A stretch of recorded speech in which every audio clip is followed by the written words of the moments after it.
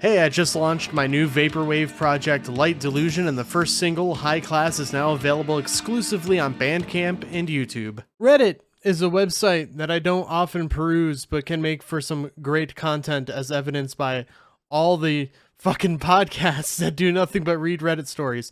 And before you come at me, I do listen to a couple of them, especially the Smosh one. The Smosh one's really funny. Here I am on Am I the Asshole, and I have a story pulled up here. Am I the asshole for telling a coworker to stop brown-nosing by going to a funeral and mourning somebody he didn't know? Kind of a spicy title. Let's dig into this. Last week, a long-retired former coworker died. He was very popular and well-known in our company. I have worked with him in a close team setup for several years and was really sad when I learned he passed away. Next week is his funeral. I and some other coworkers who worked with him wanted to attend. Now the issue.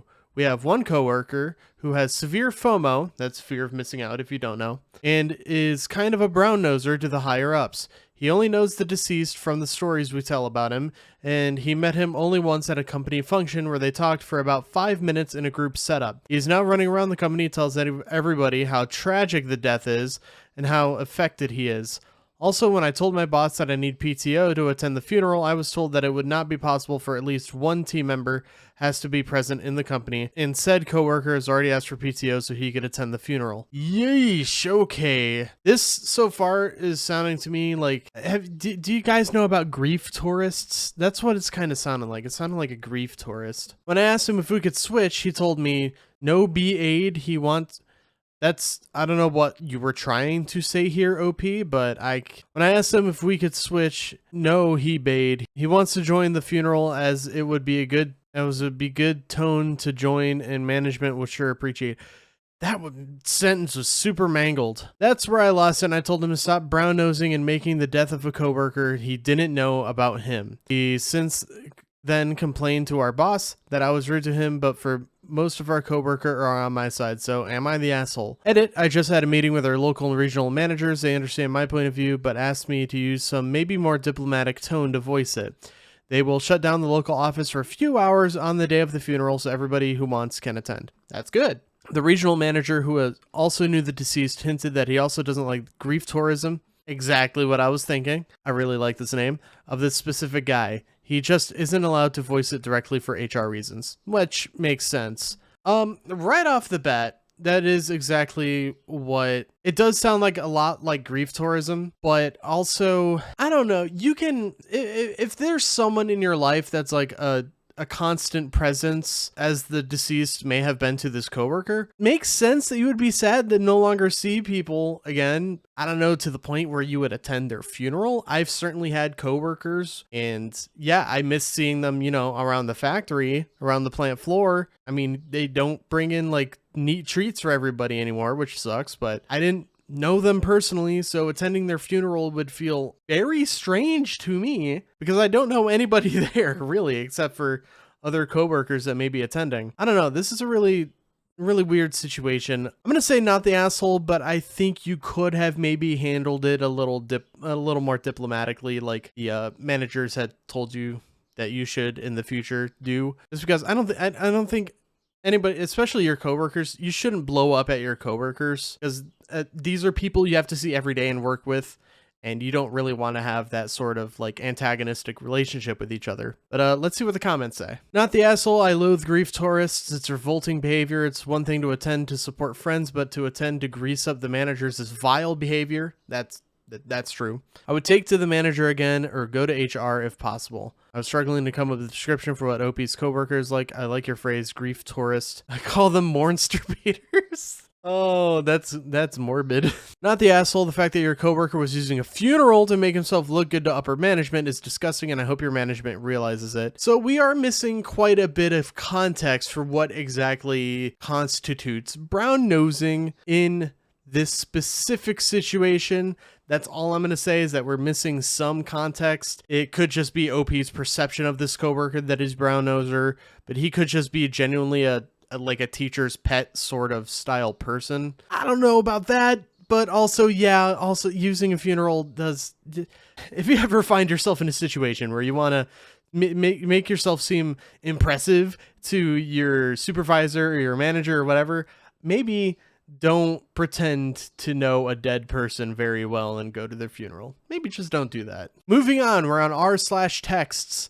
My ex, 30 male, is angry that he can no longer manipulate me, 25 female. This, unfortunately, is a very common situation that people find themselves in. I blocked my ex on Facebook and he created another account just to DM me all these. Oh, God. Not, those kinds of people are the worst. The people who will just, you can block them on any platform and they will just keep coming after you, keep coming after you, keep coming after you. I know people who have had ex-boyfriends who have created like literally dozens of other accounts to keep trying to keep contacting them. It's disgusting. It's abhorrent. And I hate it. I need these people to not anymore. It's so sad to think that these would have worked on me in the past. He would have made me feel like everything was my fault and I would have apologized, begged for forgiveness and went back to him. Come a long way and have healed myself and built my confidence enough to the point where I can see past all of his bullshit, and it just makes me laugh to see how pathetic he still is. You know what? Good on you, OP. It's very hard for people to come out of like hard situations, especially if you went into it with low self-esteem anyway. It's very hard for people to come out of that with like a new lease on like their self-worth and self-confidence. So good on you, OP. Let's read these texts. Hey, Boo Bear. Hate that. Ugh, okay. Some weird romantic emojis. So you didn't see my call. This was the next day, almost 24 hours later. Then he called 2 minutes later, missed audio call. Okay. Don't fucking call people out of nowhere on any platform whatsoever. Never, ever is it okay to cold call someone unless it's actually an emergency. Do not call me unless someone I know is dying or is dead, whatever the case may be. If my house is on fire, whatever. Outside of those situations, don't fucking call me. Send me a text like a normal person. Okay, so like 3 hours later, he just responds with, okay. The irony is that you ignored my call on your night off. Wonder what you were doing. It's okay though, because you're the kind of woman to just lie. You'll take it to the grave before you come out and say it, because you're just simply a fucking pussy, a loser, Hey man, you cannot say that. Lacks accountability and integrity. Why is a man calling his ex-girlfriend the F slur? Does he think she's a lesbian? In any case, it's not cool. You shouldn't fucking do that. Sounds like you was being a whore, the usual. That's just bad grammar. These guys, they always do this. They'll be like, hey, I love you. I love you so much. I miss you. And then if you don't acknowledge them, they're just like, well, you must be gay and sleeping around then, you fucking slut. At that point, just get rid of them.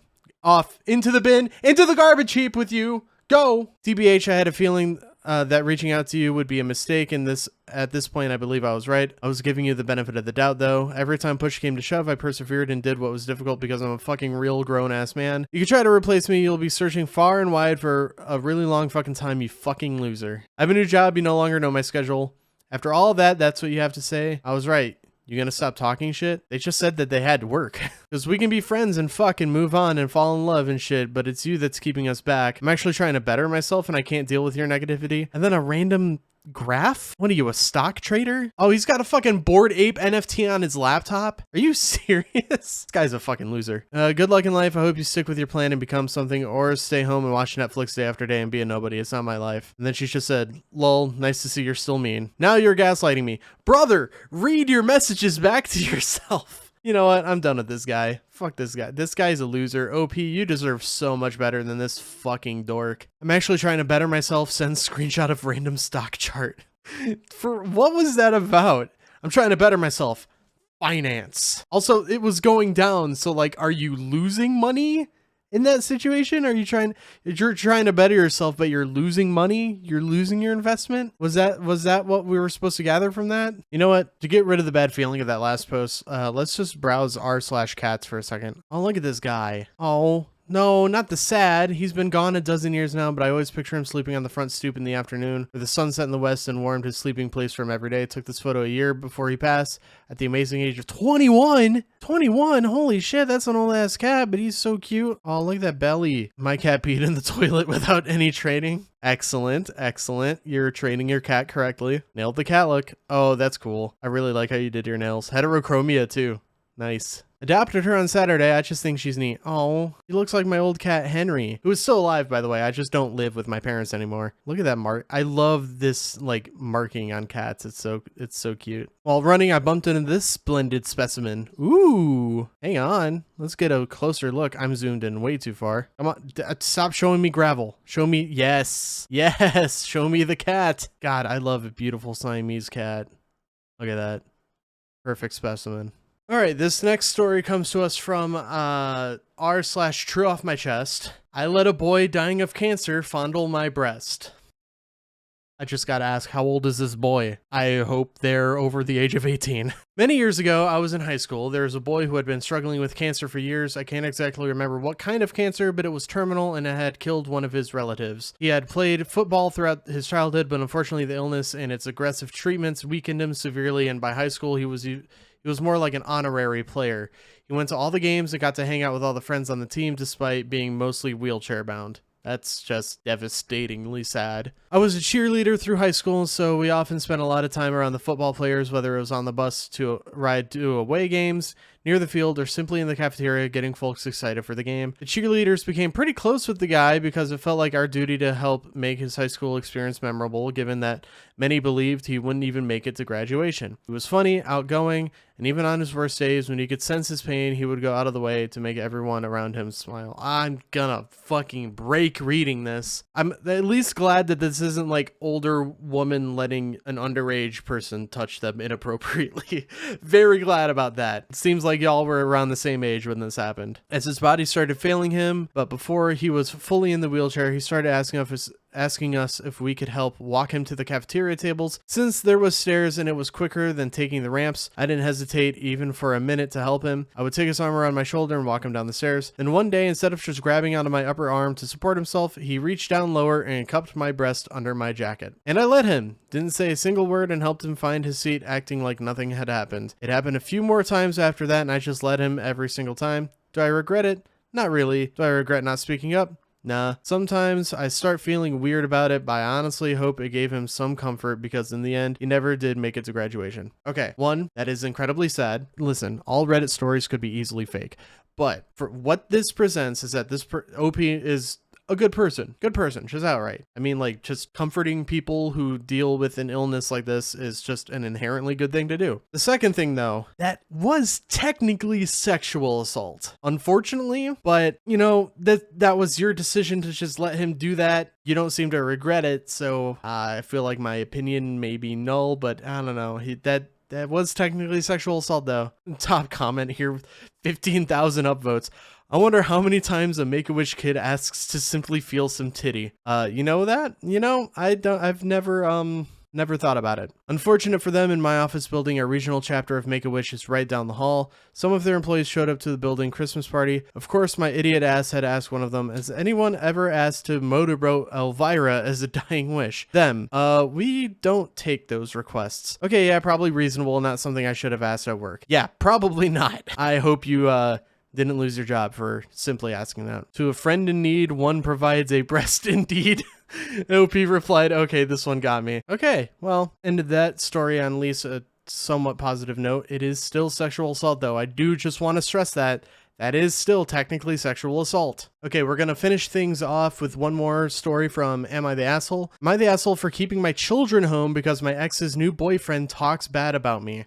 Jesus fucking Christ. Yeah, probably. I mean, no, you're probably not the asshole is what I mean. I, 34 female, was married to my ex for 8 years. I can't talk anymore. Before him coming out as bisexual. Okay, some bi rep. We divorced 3 years ago. We have 2 children together, ages 5 and 9. Ooh, that one's rough. That's very young kids involved. My ex started seeing this guy maybe a year ago, and they just recently met the kids.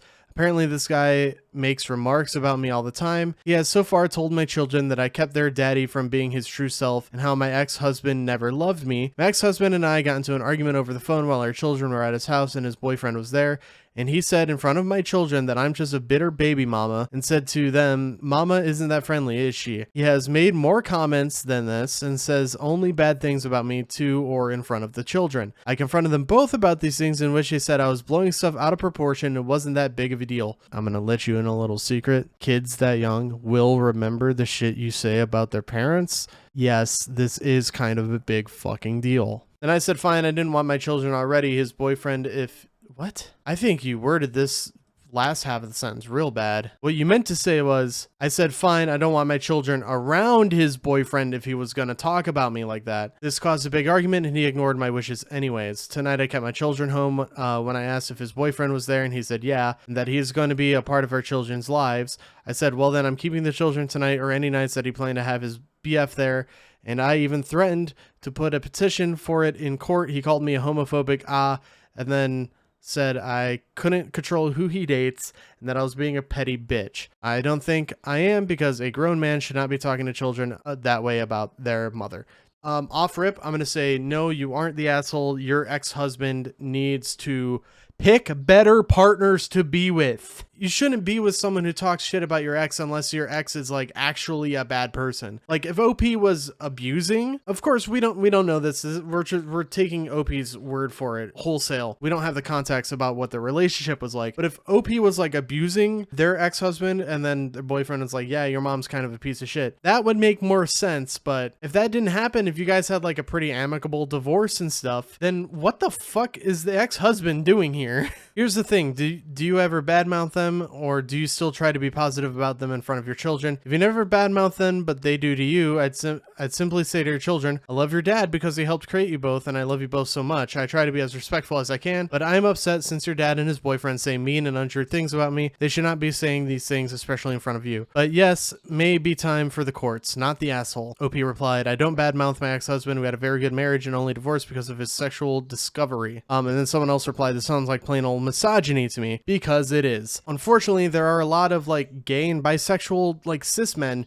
who are deeply misogynistic and just don't like women in general. Yeah, I'm just gonna say not the asshole. It seems like everybody's in agreement there. Not the asshole. Time to get the courts involved. Parental and alienation is the thing, and it sounds like the husband and boyfriend are engaging in it. Because they are. document, but also follow court orders if you have a custody agreement. It's not being homophobic.